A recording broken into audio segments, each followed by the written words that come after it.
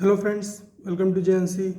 Friends, इस video में जो हमारे पास क्वेश्चन है उसमें हमें एक मैग्नेटिक फील्ड दे रखी है 1 टेस्ला की, और ये हॉरिजॉन्टली है ना टुवर्ड्स एक्स एक्सिस है, हॉरिजॉन्टली टुवर्ड्स एक्स एक्सिस है।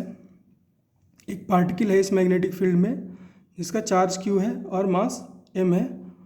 वो हॉरिजॉन्टल से 30 डिग्री एंगल पर और हॉरिजॉन्टल से 30 डिग्री ऊपर की तरफ v वेलोसिटी से मूव कर रहा है, और v की वैल्यू है 2 into ten to power minus v is equal to 2 into ten to power 3 meter per second. v is equal to 10 to power 3 meter per second. Charge की value है 1.6 10 to power minus 19 coulomb, और मास दे रखा है 9.1 into 10 to power minus 31 kg। Friends, इसकी जो trajectory होगी है ना, इसकी जो ट्रेजेक्ट्री होगी वो हेलिकल बनेगी। मैं सॉल्यूशन में एक्सप्लेन करूँगा क्यों बनेगी हेलिकल। यहाँ पर मैं हिंट के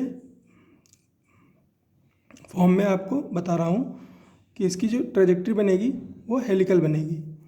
आपको कैलकुलेट करना है इस हेलिकल ट्रेजेक्ट्री की रेडियस, टाइम पीरियड और पिच, 3 चीज़ें आपको कैलकुलेट करनी है। तो फ्रेंड्स, काफ़ी सारी चीज़ें डिस्कस करनी है इस क्वेश्चन में।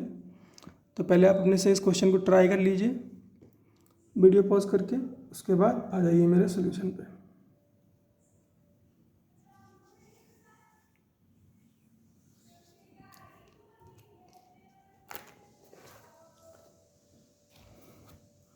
तो फ्रेंड्स, बात करें अगर इसके सॉल्यूशन की, तो मैंने हिंट में बताया था कि इसकी जो ट्रेजेक्ट्री होगी है ना, इसकी जो ट्रेजेक्ट्री होगी वो हेलिकल बनेगी। इसकी जो ट्रेजेक्ट्री होगी वो हेलिकल बनेगी, मतलब कि ये पार्टिकल मूव करने की तो कोशिश कर रहा है इन लीनियर डायरेक्शन, लेकिन मूव कर नहीं पाएगा लीनियर डायरेक्शन में, एक हेलिकल पाथ में ये मूव करेगा। अब ऐसा क्यों होगा फ्रेंड्स? ऐसा इसलिए होगा फ्रेंड्स क्योंकि ये इंक्लाइंड है ना, मैग्नेटिक फील्ड से इंक्लाइंड डायरेक्शन पर मूव कर रहा है। तो फ्रेंड्स, इसकी वेलोसिटी के 2 कंपोनेंट होंगे जो कि मैग्नेटिक फील्ड देख रहा होगा। 2 कंपोनेंट मैग्नेटिक फील्ड को दिखेंगे। एक कंपोनेंट दिखेगा है ना along the magnetic field, that is इसकी वेलोसिटी के 2 कंपोनेंट ले लो। एक तो along the angle v cos 30 और दूसरा away from angle v sin 30। तो जो अलोंग द एंगल है वो टुवर्ड्स द मैग्नेटिक फील्ड है या फिर अलोंग द मैग्नेटिक फील्ड है, तो इसकी वजह से तो कुछ नहीं होगा। लेकिन जो फ्रेंड्स इसका अवे फ्रॉम एंगल कंपोनेंट है वेलोसिटी का, वो परपेंडिकुलर है मैग्नेटिक फील्ड के। तो फ्रेंड्स क्या होगा, इस पर लॉरेंस फोर्स लगेगा, that is Q V cross B. तो फ्रेंड्स, मैं किस डायरेक्शन में लगेगा वो कैसे फाइंड करते हैं? राइट हैंड पाम रूल से फाइंड करते हैं कि किस डायरेक्शन में फोर्स लगेगा। तो फ्रेंड्स, मैग्नेटिक फील्ड कैसी है टुवर्ड्स द एक्स एक्सिस। तो मैग्नेटिक फील्ड की डायरेक्शन में आपको रखनी है फिंगर, और वेलोसिटी की डायरेक्शन में आपको रखनी है थंब। तो जो पाम है वो बताएगी डायरेक्शन ऑफ फोर्स, है ना, पाम जो है वो बताएगी डायरेक्शन ऑफ फोर्स। तो आप रख के देख लो, आपको मैग्नेटिक फील्ड की वजह से जो फोर्स है उसकी डायरेक्शन मिलेगी इनवर्ड, है ना, इनवर्ड अंदर की तरफ फोर्स मिलेगी। आप देखो, ये फील्ड है ना, ये फील्ड है, ये वेलोसिटी है, ये फील्ड है, तो नीचे की तरफ फोर्स मिल रही है, तो इस पर नीचे की तरफ फोर्स लगेगी। तो फ्रेंड्स, फोर्स लगेगी तो क्या करेगा, तो क्या होगा उससे,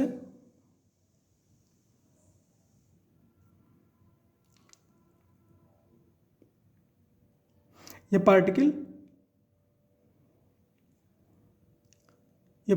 नीचे जाएगा और ये जो हॉरिजॉन्टल वेलोसिटी है ये इस पार्टिकल को आगे बढ़ाएगी, हॉरिजॉन्टल वेलोसिटी जो है वो इस पार्टिकल को आगे बढ़ाएगी। ऑल राइट फ्रेंड्स, तो जो इसकी ट्रेजेक्टरी बनेगी है ना, जो इसकी ट्रेजेक्टरी बनेगी वो कुछ ऐसी बनेगी, हेलिकल शेप ट्रेजेक्टरी बनेगी, क्योंकि ये जो फोर्स लग रहा है ना, लॉरेंज फोर्स, ये इसकी ट्रेजेक्टरी को कैसा बना देगा, हेलिकल बना देगा, सर्कुलर मोशन करवाएगा और फॉरवर्ड डायरेक्शन में करवाएगा। तो एक हेलिकल ट्रेजेक्टरी हमें मिलेगी। और फ्रेंड्स, हेलिकल ट्रेजेक्टरी में क्या होता है, दो सर्किल के बीच जो डिस्टेंस होती है उसको पिच बोलते हैं, और किसी एक सर्कुलर पाथ की जो रेडियस होती है वो हेलिक्स की रेडियस होती है। तो फ्रेंड्स, रेडियस क्या होती है मैग्नेटिक फील्ड में मूविंग चार्ज की, है ना, रेडियस क्या होती है, वो होती है mv/qb। कैसे निकालते हैं, QVB को, है ना, लॉरेंज फोर्स को बराबर कर देते हैं सेंट्रीपिटल फोर्स के, दैट इज mv²/r। यहाँ से ये निकालते हैं, तो mv/qb रेडियस होती है। तो यहाँ पर रेडियस कौन प्रोवाइड कर रहा है फ्रेंड्स, रेडियस प्रोवाइड कर रहा है ये वर्टिकल कंपोनेंट ऑफ वेलोसिटी। तो रेडियस क्या हो जाएगी इसकी, रेडियस हो जाएगी mv/30/qb, क्योंकि फ्रेंड्स हमें यहाँ पे वैल्यूज़ कैलकुलेट करनी है, तो वैल्यूज़ पुट कर लेते हैं। m की वैल्यू है 9.1 × 10⁻31, और v की वैल्यू है 2 × 10⁻3, और sin 30 की value 1/2 that is 0.5, divide by QB, Q की वैल्यू कितनी है 1.6 10⁻⁻1 19, इंटू B की वैल्यू है 1। फ्रेंड्स, इसको आप कैलकुलेट करोगे तो वैल्यू आएगी 5.68 × 10⁻9 मीटर। इसको आप नैनोमीटर भी लिख सकते हो, लेकिन ज़रूरत नहीं वो सब करने की। और बात करें टाइम पीरियड की, तो फ्रेंड्स जो टाइम पीरियड होता है ना, उसको अगर हम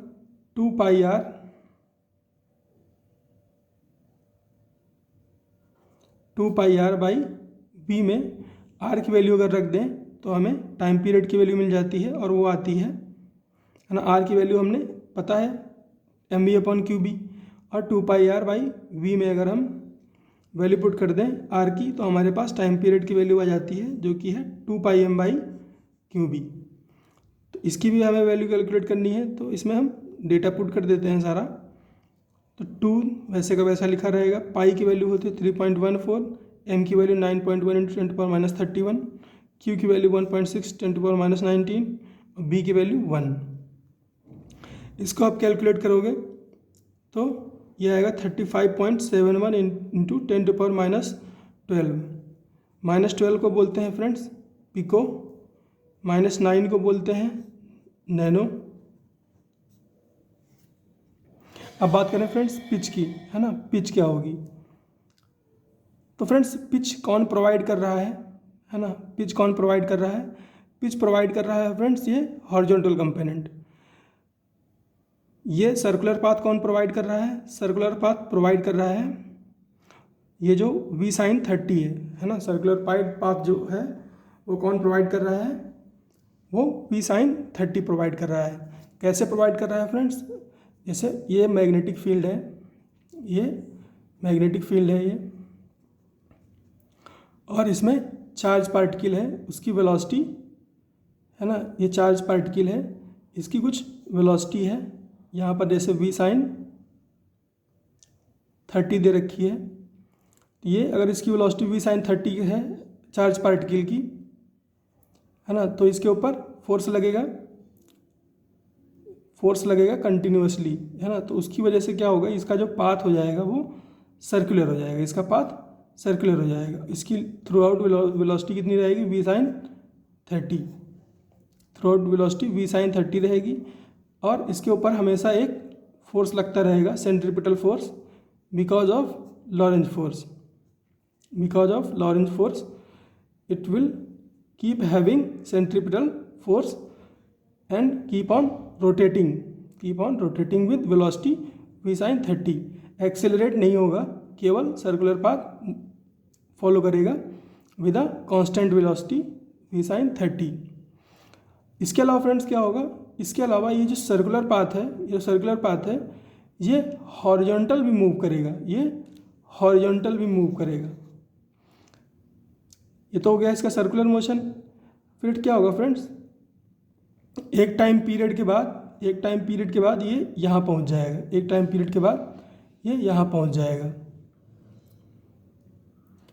ये क्यों पहुँच जाएगा, यहाँ पर क्यों पहुँचा फ्रेंड्स, यहाँ पहुँचा v cos 30 की वजह से, यहाँ पर पहुँचा v cos 30 की वजह से।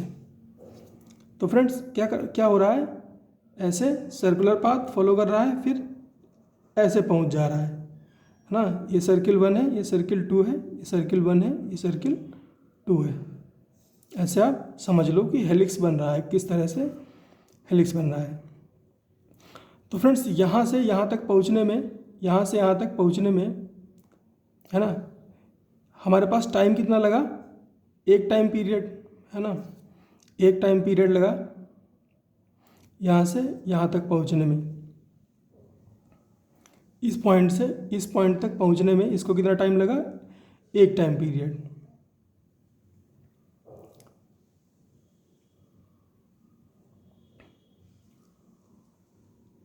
और वेलोसिटी कितनी थी, v cos 30, वेलोसिटी कितनी थी, v cos 30।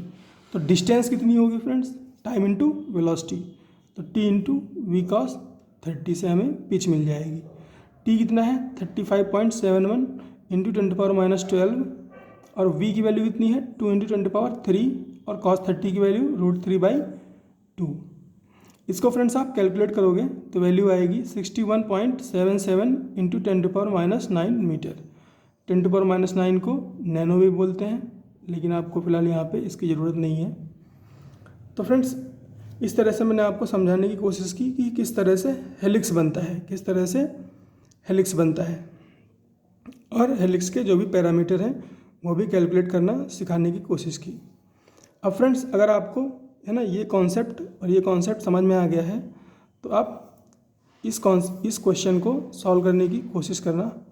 इसमें हमें वेलोसिटी दे रखी है 3i cap plus 4j cap, magnetic field दे रखी है 3k कैप, और हमसे पूछा है व्हाट विल बी ट्रेजेक्ट्री।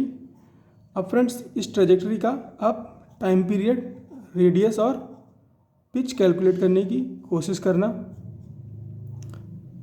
और कमेंट में आंसर बताना, कमेंट में अपना आंसर बताना, फिर मैं इसका सॉल्यूशन बना के आपके कमेंट पे अपलोड कर दूंगा। तो फ्रेंड्स आई होप आपको ज़रूर कुछ ना कुछ सीखने को मिला होगा इस वीडियो से। मिलते हैं फ्रेंड्स नेक्स्ट क्वेश्चन में।